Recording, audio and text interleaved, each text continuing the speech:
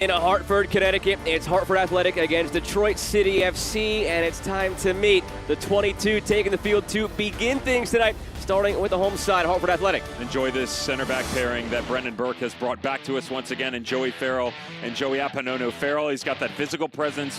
We'll start on the back line here. Number one, Nate Steinwasser comes back in. That has been the ebb and flow between he and Carlos Saldana. Hartford Athletic, 9 points below it. Two teams who haven't won in quite a while trying to get back on track tonight. And we're underway in Hartford. It's Detroit City from right to left in the black and Hartford left to right in the green. Alongside Devin Kerr, I'm Joe Malfa. Glad to have you with us for this one on CBS Sports Network as we continue the USL Summer of Soccer.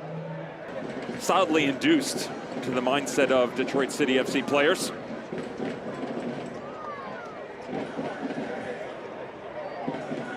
Short from the corner. Back to Cedeno on his preferred left foot.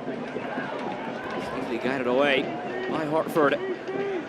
Kept alive by Villanueva. Floats one in. Body still committed forward after the corner. And it's on top of the netting. No harm, no foul for Hartford.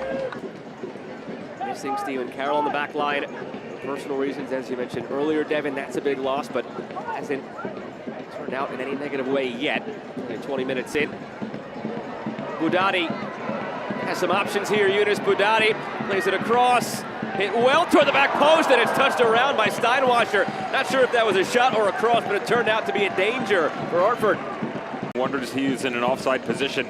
Love the little cut back in right there. That separation. He's got that window over the right shoulder where he opened up the space between Amu Mensah and Michael Bryan on the back line.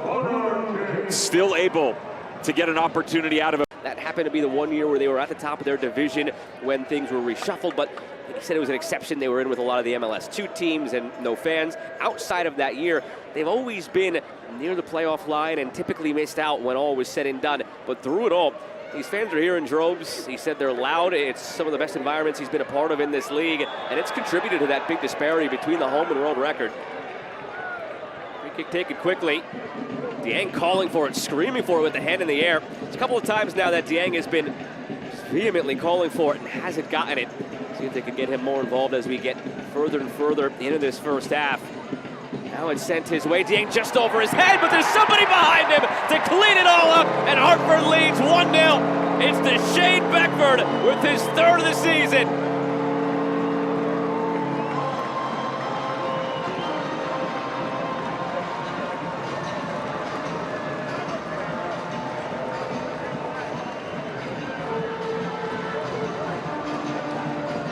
The whole conversation for Hartford Athletic is when they do move forward, and they can be venomous in nature, they have to have options inside the top of the 18. Good job slowing down the route of play on the outside. And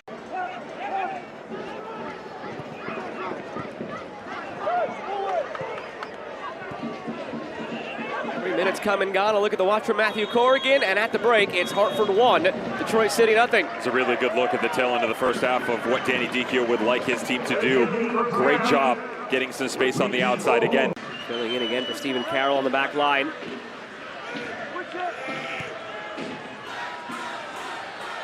Switched out wide again toward Job. We'll get onto this one, Job. Looking for Rodriguez, touches it behind. Still loose in front for Morris on the giveaway. Morris through the traffic and saved! Parried away by Hibero. In terms of what they're trying to do under Danny Detriot, certainly better on the attacking side of the football, but I would say that their overall performance is more balanced comparing home and away than previous seasons. Job again, leading the attack for Detroit City. Morris turns, contact there. There's some hesitation by the referee Matthew Corrigan. He brought the whistle to the mouth but let it go in the end. Galina streaking through. It's fed his way, pulled from behind, and Galina denied by Steinwasser. Off all the ambiguity, and you're up a man. For the record, second time in the history of our relationship that we've agreed upon something. That's a flick on, beautiful touch.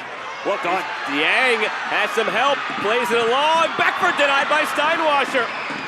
Maybe proving Detriot right, going back to the goalkeeper from Saldana in the starting 11. Detroit City chasing for that goal. See if Galina, Beckford can use their speed. Wreak havoc, find a second. With 20 minutes to play. Glad to have had you with us this evening on CBS Sports Network alongside Devin Kerr. I'm Joe Malfa. Here's Danny Espeleta trying to get it back for Detroit City. Closed down and blocked by Tristan Hodge, and here is that space. Galina feeds Beckford. Flag stays down. Deshane Beckford in front for Dieng. Saved by Steinwasser. Rebound put in, but the flag is up. Commit to either one of the visions, so you allow the space on the far side to open up. Amu Mensah recognizes he's made the wrong decision, but notice the advancement by Dieng. He's too high. That ball either has to come horizontal or behind, even though you're in behind the back line. Because the player's advanced and the ball goes forward, that's why he's in an offside position.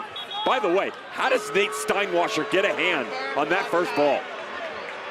It's an incredible save, whether in an offside position or not. His own in the midfield.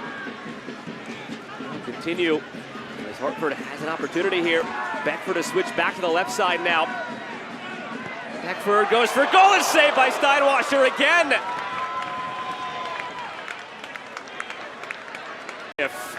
And that's a big if Detroit City are able to get anything out of this. It's because of that man right there, Nate Steinwasser.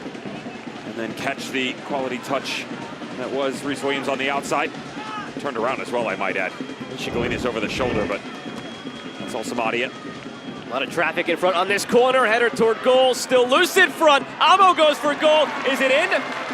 Detroit City was pleading that it was over the line and brought back out by Ibero, but that we are not officially the final game of July.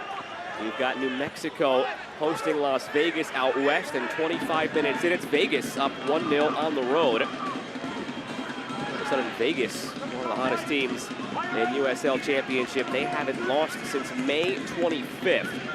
In that span, 4 wins, 5 draws. It's seen them climb all the way up to 5th place now in the West. Williams curling, touched away by Ibero. For Becerra. Taken away. Galina heading back to the defensive work now in the final minute, but he falls asleep on it. Williams takes it back. There's Williams, brought down by Samadia. It's a goal kick, and that might bring us to the end. Going the wrong way, and there's the final whistle.